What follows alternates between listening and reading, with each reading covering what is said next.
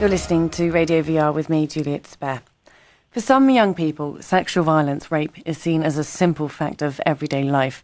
Sexual relations have been desensitised, leaving victims unable to recognise that they are being abused or exploited.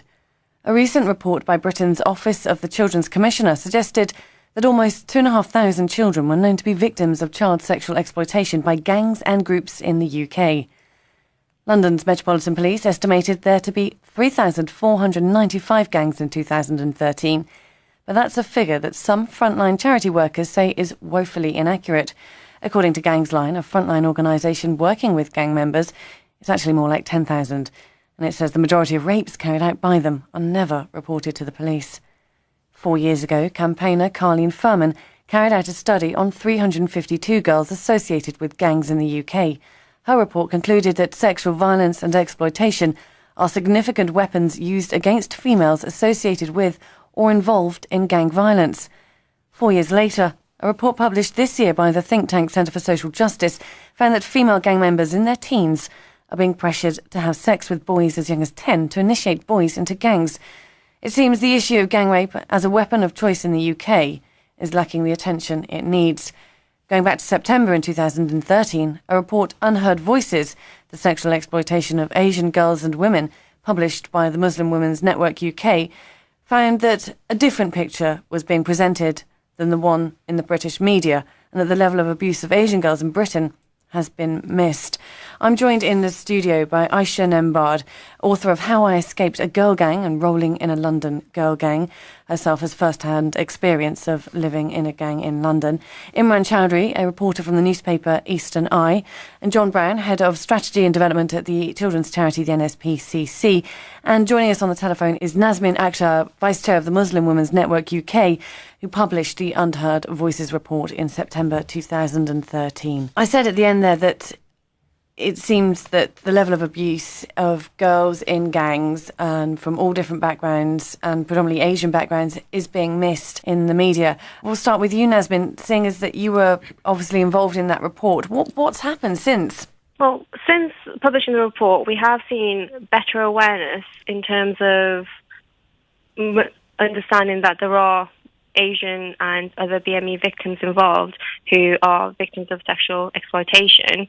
However, we do still feel that there's still a lot more that needs to be done, and certainly we think that whilst the media has picked up on it a lot more than it previously had done, and certainly the reason why Unheard Voices even occurred was because we felt that the media was concentrating on only non-BME victims and essentially turning it into a more of a race and religious matter, suggesting that victims of sexual exploitation were all white. And because of that reason, our concern was by doing that and going through that dialogue, they were ignoring all the other victims of sexual exploitation who not giving them a voice and making them even more vulnerable, because essentially it meant they were fair game in the sense that even the perpetrators knew that no one's looking for them, no one cares about them. And that's why we publish Unheard Voices. And since then, I'd say there has been better awareness and a bit more media awareness on the topic, but we still think that there's much more that needs to be done, and certainly much more that needs to be done on a community basis, and even working with agencies such as the police and other social workers, etc.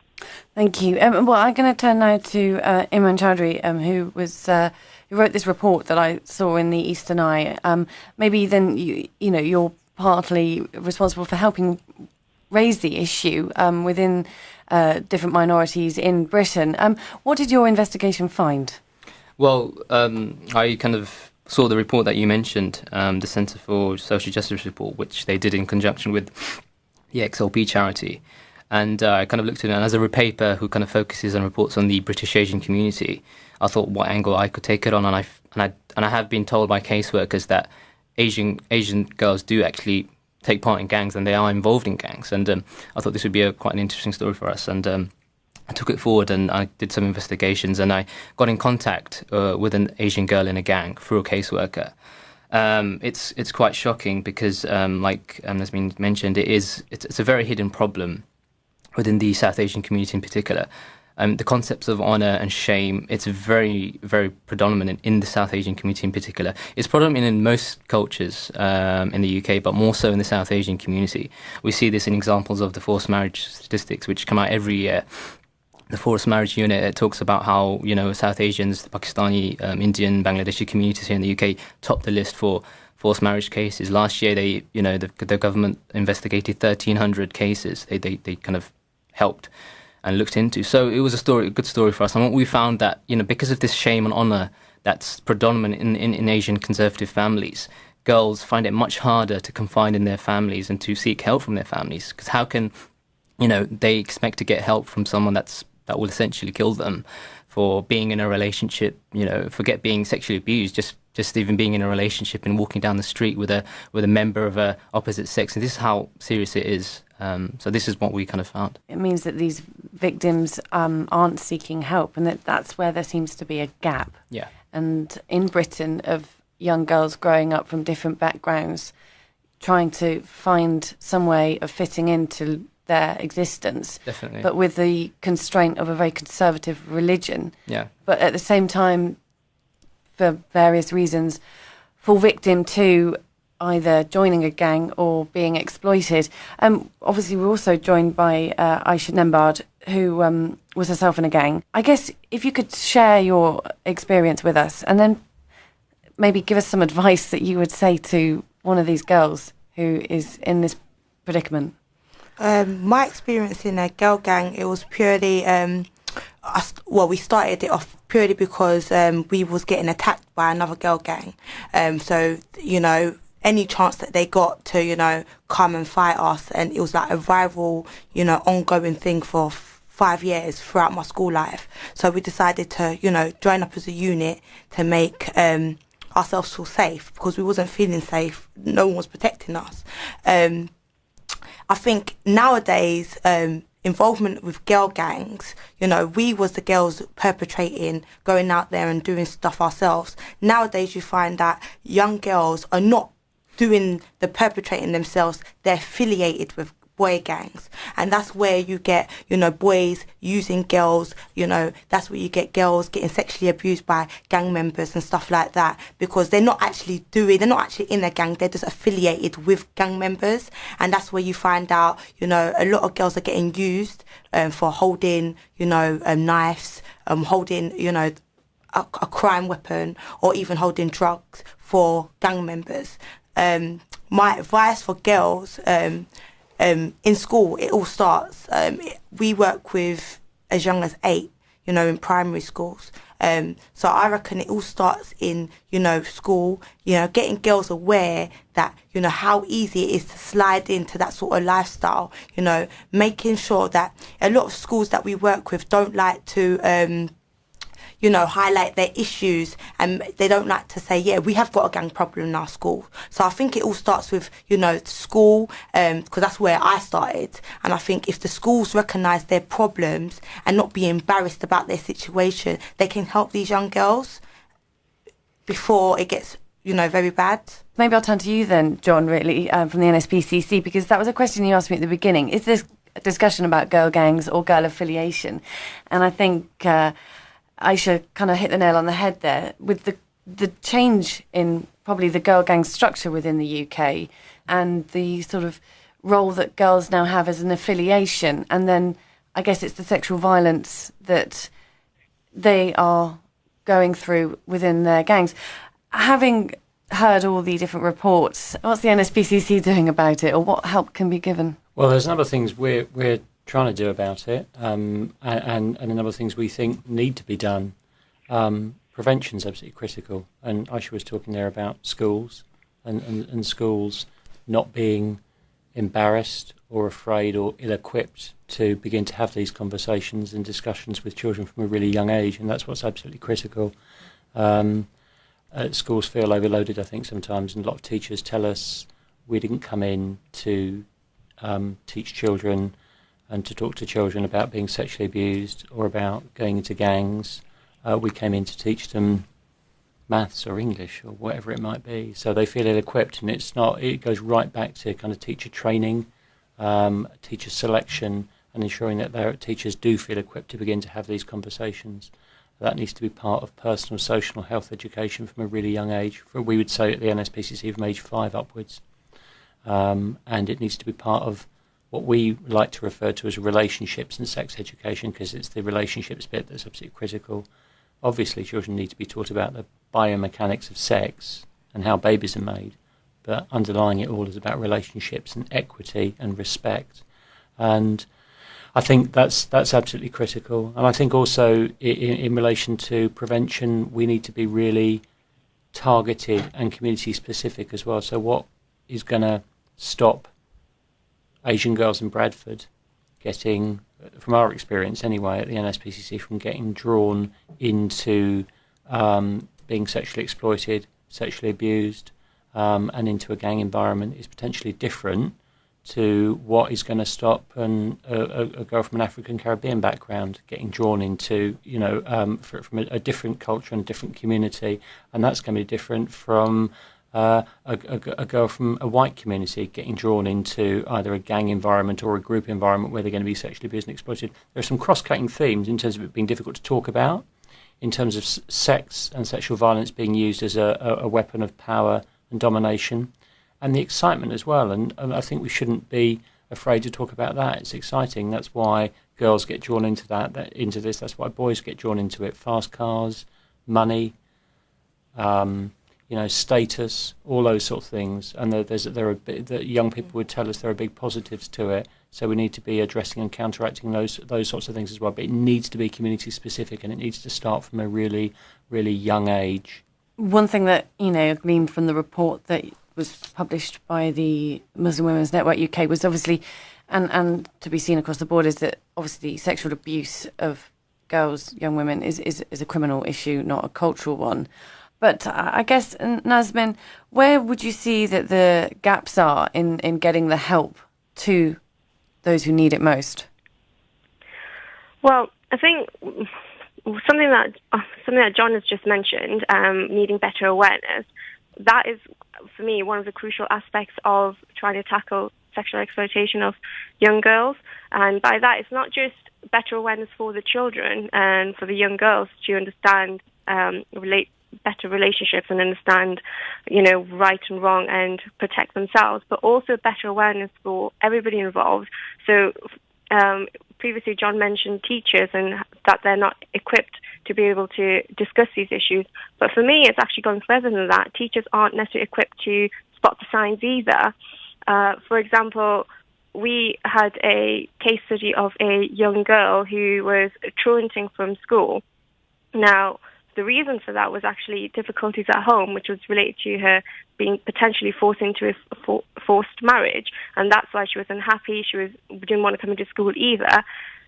Other a gang and other members of a gang found out that this girl was unhappy. She was alone. She was truanting from school, and then they befriended her and became friends with her and drew her into the gang. Now, teachers that knew about her truanting and then saw her become involved in gangs just had essentially written her off, I guess. That'd be the term to use, that the written her off as just a lost cause, that, she's just a child who doesn't care about education, she doesn't need anything. Not ever considering that maybe there's other reasons for it. Maybe there's a reason why she's not coming to school, and maybe there's a reason why she's been drawn into this gang and she's spending so much time with them. And for me as well, again, better awareness of what other organisations see when they see these gangs. So what I should said about there's a difference now between a girl gang and being affiliated to a girl gang. We've had cases where police officers have actually come across girls in gangs, seen them, and just assume that, they're part of the gang, in the sense that, they're willingly and they know exactly what they're doing, not ever considering that maybe they're exploitation who are trying to get out of it. They're actually trying to find a way to get out of it, but they don't know how to, but for reasons that everyone's mentioned, because they know that if anything comes out, then they might be a victim of honour-based violence from their own family. That the whole issue of shame and honour is there. So definitely what we need is better awareness, but better awareness on a much wider scale. But we need schools involved, we need police and other local agencies involved, and being able to spot the signs to be able to prevent. I guess I'm going to return to you, Imran. As a reporter for the Eastern Eye, you have your audience is the communities that Nazmin is talking about. Getting the prevention, which John and Aisha talk about, going into schools, actually talking to the girls and being able to sort of advise them. What about the elders in the community? Is there any way that people or a message can get through to those who could then potentially help victims in their own community? Definitely. Obviously, the onus is on a lot of different individuals, parents in particular. The fact that, sex, the issue and the subject of sex is such a taboo subject in sort of conservative households, not just Asian households, but a lot of conservative households. People don't like to talk about the subject. And this in turn, obviously, it prevents girls and boys from kind of confiding in their parents, seeking help from their parents or advice about, relationships or sexual abuse. So that's a very, I think, pertinent issue that needs to be tackled within the elders, like you mentioned, and the general community, and parents in particular. Parents, they need to be more approachable with regards to sex, with regards to being in relationships. And, the fact is, in some Asian families, very kind of conservative families, the morality and honour is based upon the female. And the girl, the boy, he can be, getting away with a lot of things, but if a girl is, like I mentioned, is seen to be mixing or mingling with a member of the opposite sex, or, God forbid, in a relationship, there'll be harsh consequences for this girl. And this is the kind of attitude we need to go away from. It's slowly changing. It's a generational thing. It's slowly changing, but it's still there. It's still kind of prevalent in those communities, and something that really needs to be changed. And in a crude way, what it is like having a girl presentable for marriage, having an untainted, pure girl, so the family can present her for marriage. And if, God forbid, this girl had any deficiencies, the family's honour is ruined. So that's why we see cases where families, they try and take control. If they hear that their daughter has been sexually abused or in a relationship, they try and take control of that situation, and they will take the girl abroad on the pretext of going on a holiday back home, and they'll force her into marriage. And we have seen cases, the case of Shafilia Ahmed, 17-year-old girl, a couple of years back, who went on a holiday to Pakistan, and she rejected an arranged marriage. And what she did, she drank bleach to try and kill herself. And no one knows how she exactly died, but the parents were convicted of her murder. So we have, sad cases like that. And we even see airport staff now. There is an effort being made for even airport staff to be made aware of signs of forced marriage. That's how far the issue has gone. So I think not just schools and the government. I think there is an onus on the parents, definitely. Looking back, Aisha, what would you be able to advise these girls who are finding themselves at a level that they kind of want to be affiliated to gangs, or they feel that they need to, or their self-esteem is so low that the only kind of recognition they get from their boyfriend or male friends is if they sleep with them? It's so hard because everyone gets into a gang for a different reason. I talk to loads of girls, and it's so many different. They might not have a dad at home, and then they find a boyfriend that gives them that manly figure and that manly love, and they have never received it before. Or they might be on the urge of getting kicked out of school, getting kicked out of their home, and they're homeless, and they need that guy because he's a little bit old and he's got a house, and he can look after and support her. But you have to understand, these girls need to understand, if a girl's 15 years old and her boyfriend is, say, 21 years old, that guy don't want anything from her but a using situation, because a girl that at that age, so young, hasn't got anything or can't do anything for a guy at that age. It's too much of a a big gap of an age gap for them to have a connection, a real love connection. So they need to watch out for these guys, and whatever they're offering, the girls at the time, and however vulnerable they feel they are, don't get set up in the trap, because that was just like me. I was getting kicked out of school. I got kicked out of my home at a young age. But my boyfriend, who was a lot older than me at the time, he had a home. He had that set up already.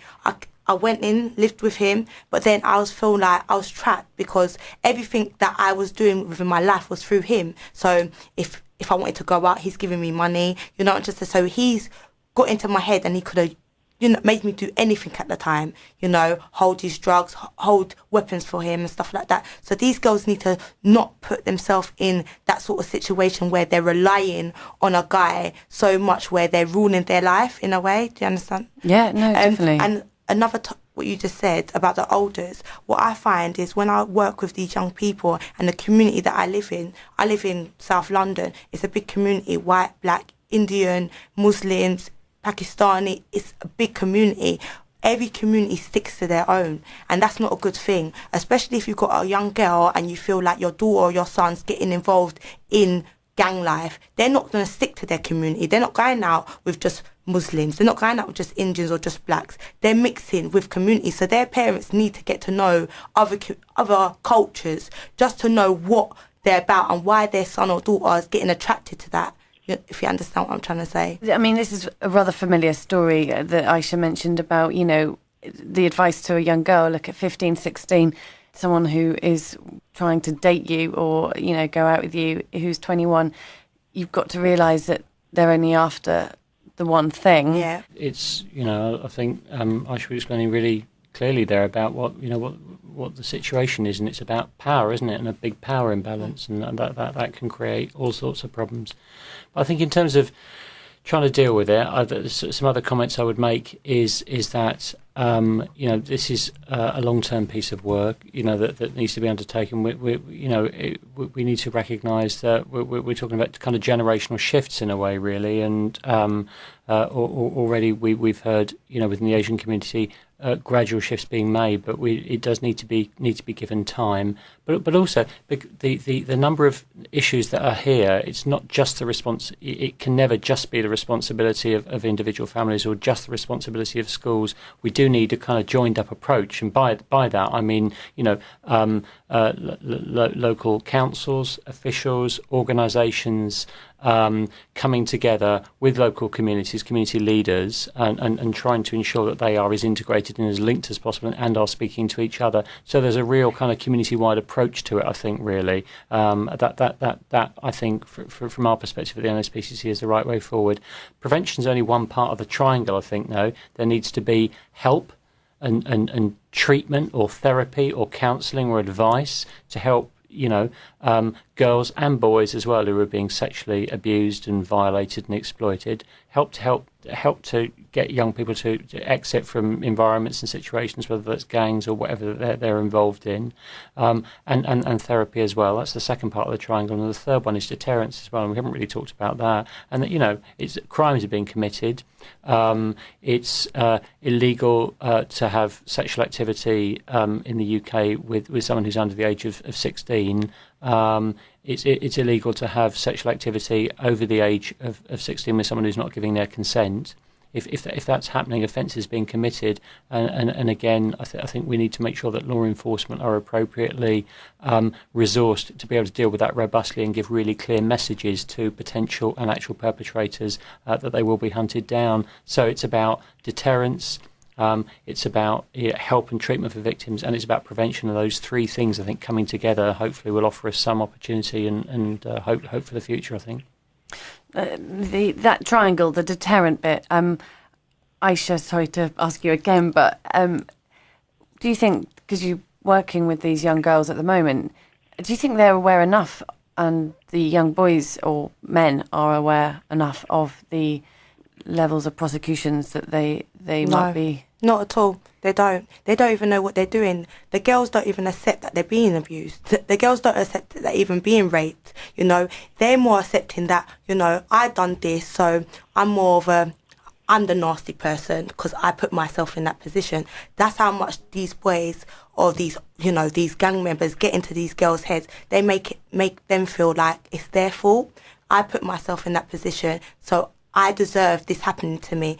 And they don't know what a relationship is. They don't know what a healthy relationship is and what a bad relationship is. And they don't know how a person should treat them, you know, because whatever's going on in their lifestyle, they might have been abused all their life, and then a boy tells them what they want to hear and then treats them exactly the same way, they don't actually understand what a good relationship is. So they think that that's a normal relationship. This is how a guy's meant to treat me. So don't realise it at all. No.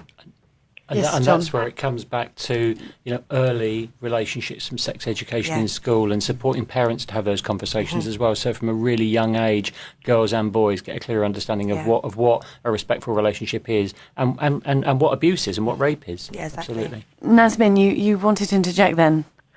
No, I just wanted to add one more thing. Sure.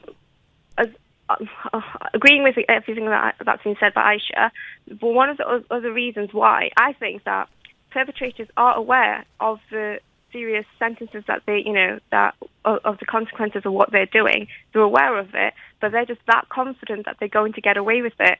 They're very confident that they're not going to get caught because of the victims they've chosen, the vulnerable victims. And like this, I would say this is because of I'm pretty much talking about victims from communities, the Asian young women, Asian young girls.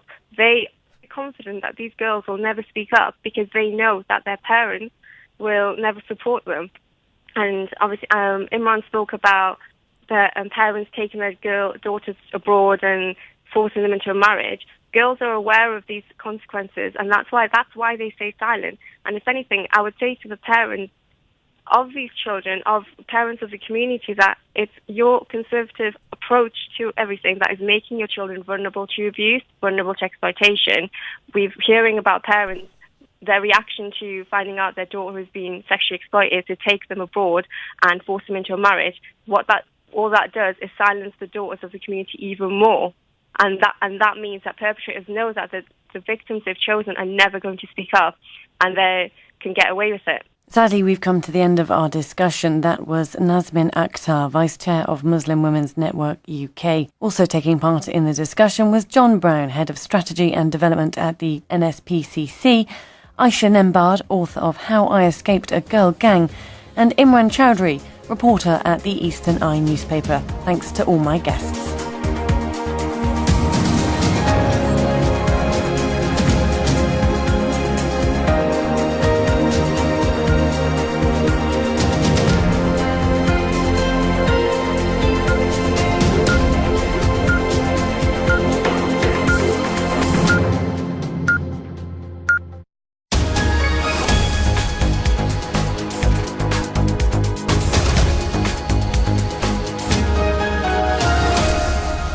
You're listening to Radio VR with me, Juliet Spare. For some young people, sexual violence, rape, is seen as a simple fact of everyday life. Sexual relations have been desensitised, leaving victims unable to recognise that they are being abused or exploited. A recent report by Britain's Office of the Children's Commissioner suggested that almost 2,500 children were known to be victims of child sexual exploitation by gangs and groups in the UK. London's Metropolitan Police estimated there to be 3,000 of understanding that there are Asian and other BME victims involved who are victims of sexual exploitation. However, we do still feel that there's still a lot more that needs to be done, and certainly we think that whilst the media has picked up on it a lot more than it previously had done, and certainly the reason why Unheard Voices even occurred was because we felt that the media was concentrating on only non-BME victims and essentially turning it into a more of a race and religious matter, suggesting that victims of members in their teens are being pressured to have sex with boys as young as 10 to initiate boys into gangs. It seems the issue of gang rape as a weapon of choice in the UK is lacking the attention it needs. Going back to September in 2013, a report, Unheard Voices, the sexual exploitation of Asian girls and women, published by the Muslim Women's Network UK, found that a different picture was being presented than the one in the British media, and that the level of abuse of Asian girls in Britain has been missed. I'm joined in the studio by Aisha Nembard, author of How I Escaped a Girl Gang and Rolling in a London Girl Gang. Herself has first-hand experience of living 495 gangs in 2013. But that's a figure that some frontline charity workers say is woefully inaccurate. According to Gangs Line, a frontline organisation working with gang members, it's actually more like 10,000. And it says the majority of rapes carried out by them are never reported to the police. 4 years ago, campaigner Carleen Furman carried out a study on 352 girls associated with gangs in the UK. Her report concluded that sexual violence and exploitation are significant weapons used against females associated with or involved in gang violence. 4 years later, a report published this year by the think tank Centre for Social Justice found that female gang in a gang in London, Imran Chowdhury, a reporter from the newspaper Eastern Eye, and John Brown, head of strategy and development at the children's charity, the NSPCC. And joining us on the telephone is Nazmin Akhtar, vice chair of the Muslim Women's Network UK, who published the Unheard Voices report in September 2013. I said at the end there that it seems that the level of abuse of girls in gangs and from all different backgrounds and predominantly Asian backgrounds is being missed in the media. We'll start with you, Nazmin, seeing as that you were obviously involved in that report. What's happened since? Well, since publishing the report, we have seen better awareness in terms of